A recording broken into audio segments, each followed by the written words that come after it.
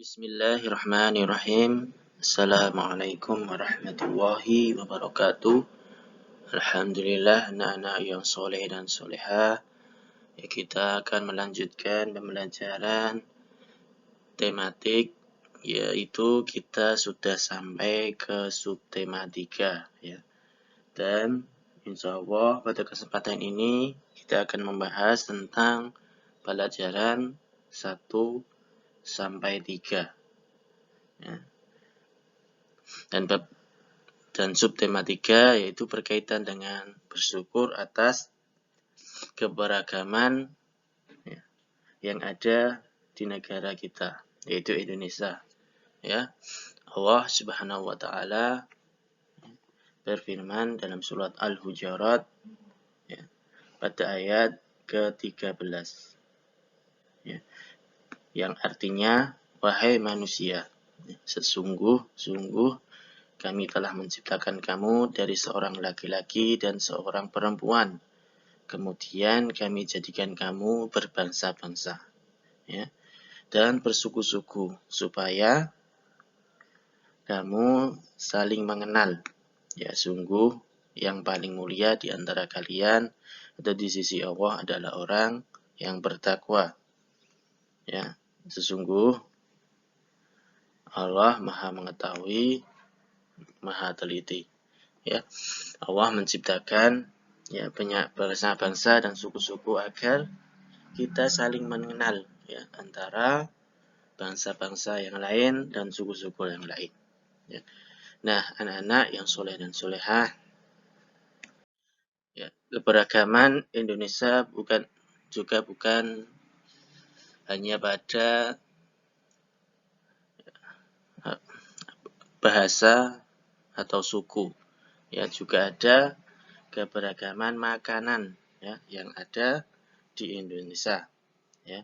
Salah satunya adalah coto Makassar. Coto Makassar ini yaitu hidangan yang berkuah ya, yang berasal dari Sulawesi Selatan. Dan yang kedua ada hidangan mie Aceh ya. Mie Aceh adalah masakan mie pedas ya, dengan daging sapi atau kambing ya, yang berasal dari Aceh ya. Dan yang ketiga ada makanan pempek ya. Makanan pempek ini berasal atau makanan tradisional yang berasal dari Palembang ya. Makanan ini diolah dari ikan dan sagu. Dan yang ketiga yaitu ada ayam taliwang ya. Ayam taliwang adalah merupakan makanan khas Lombok ya, yang banyak dicari para wisata kuliner atau orang-orang yang menyukai makanan ya, yang berasal dari ya, Kampung Karang Taliwang ya, Kelurahan Cakra Utara, Kecamatan Cakra Negara, Kota Mataram, Nusa Tenggara Barat ya. Dan yang terakhir ada ya nasi kapau. Nasi kapau yaitu dari negari Kapau ya, Sumatera Barat.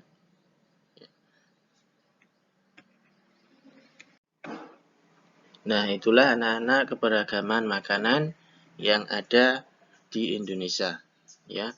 Allah menciptakan itu semua, keberagaman itu semua ya, dijelaskan tadi, yaitu agar kita saling kenal mengenal atau saling mengetahui ya. Dan ya manfaat ya keberagaman tersebut atau adanya suku-suku atau bangsa-bangsa, yaitu manfaatnya yang pertama ya sebagai identitas negara ya, sebagai identitas negara Indonesia ya, bahwasanya ya negara Indonesia banyak sekali ada suku-suku dan bahasa serta makanan yang berbeda, ya.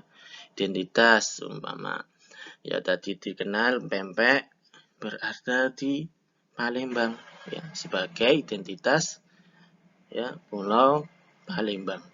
Nah, yang kedua, manfaat keberagaman budaya yaitu agar saling toleransi antara manusia, ya, agar kita saling toleransi, ya, antar sesama, ya. Yang ketiga, mempererat persatuan dan kesatuan, ya. Yang keempat, agar saling tahu atau mengenal antara daerah-daerah atau antara bahasa-bahasa yang lain, ya, selain bahasa Jawa di Indonesia, di Jawa ini, ya. Dan yang terakhir, agar kalian saling menghargai, ya, saling menghargai, ya, budaya atau bahasa, ya, antar kepulauan yang ada di Indonesia. Nah, anak-anak yang soleh dan soleha, ya, sekarang kita akan melanjutkan, ya, pelajarannya, yaitu tentang benda-benda yang bisa menyerap dan memantulkan bunyi, ya. Ada benda-benda yang dapat menyerap dan ada juga benda-benda yang dapat memantulkan bunyi, ya. Ya, kemarin sudah dijelaskan bahwasannya suara atau bunyi, ya, itu berasal dari sumber bunyi, ya. Ada sumber bunyi, ya, dan merambat melalui media udara, ya. Atau kemarin perantaranya adalah gas, ya, gas termasuk dalam media udara, ya.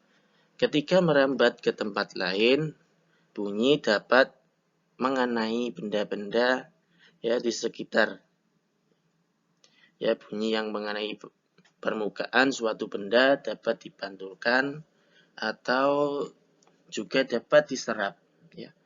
Apabila, ya, benda yang dipantulkan, ya, adalah benda yang keras dan licin, ya, maka benda itu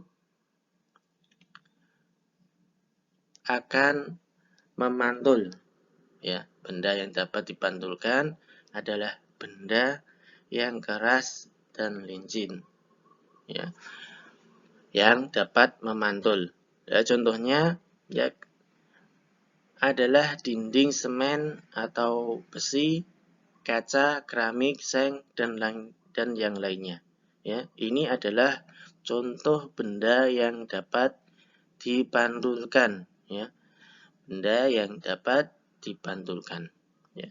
Adapun sebaliknya, ada benda yang dapat menyerap bunyi, ya. Ada benda yang dapat menyerap bunyi, ya, yaitu adalah benda yang permukaannya lunak, ya.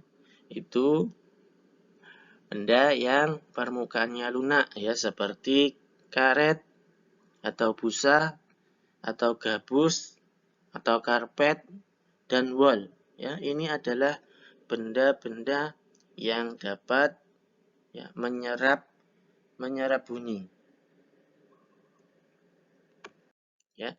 Dan pantulan dan penyerapan bunyi, ya, itu ada dua, ya. Bunyi pantulan yaitu ada dua, yaitu gema dan gaung, ya. Gema dan gaung, ya. Gema ini adalah, ya, suatu pantulan yang terdengar yaitu setelah sumber suara selesai diucapkan, ya. Atau kita bisa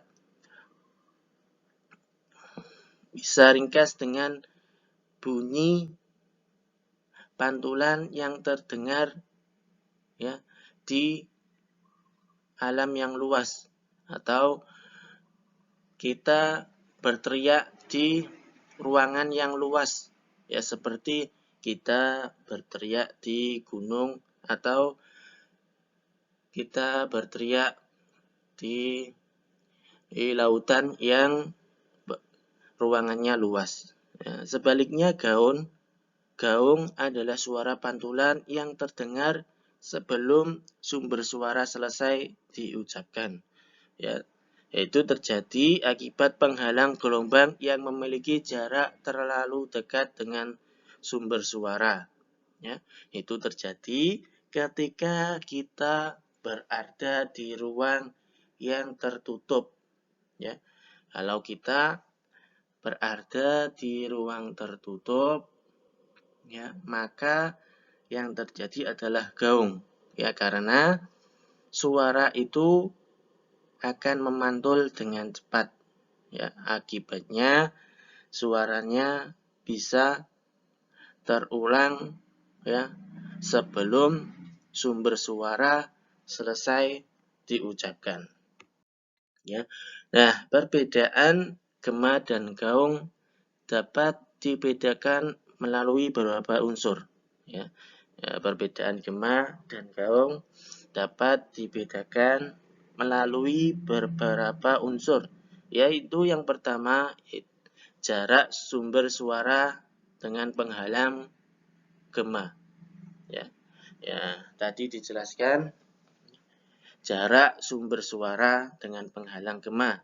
Ya, gema terjadi yaitu di ruangan yang luas, ya seperti pegunungan tadi, atau di laut, ya. Dan gaung terjadi di ruangan yang tertutup, ya. Kebalikan dari gema, gaung terjadi di ruangan yang tertutup. Ya, unsur selanjutnya yaitu datangnya bunyi pantul, ya. Datangnya bunyi pantul. Ya, jika kita berada di ruangan yang luas, maka bunyi pantul akan semakin lama terdengar, atau terdengar biasanya double, ya. Kalau kita berteriak di pegunungan, ya, datangnya bunyi pantul itu semakin lama, ya, bisa, atau bunyi itu akan memantul double, ya. Sedangkan kalau gaung, ya, datangnya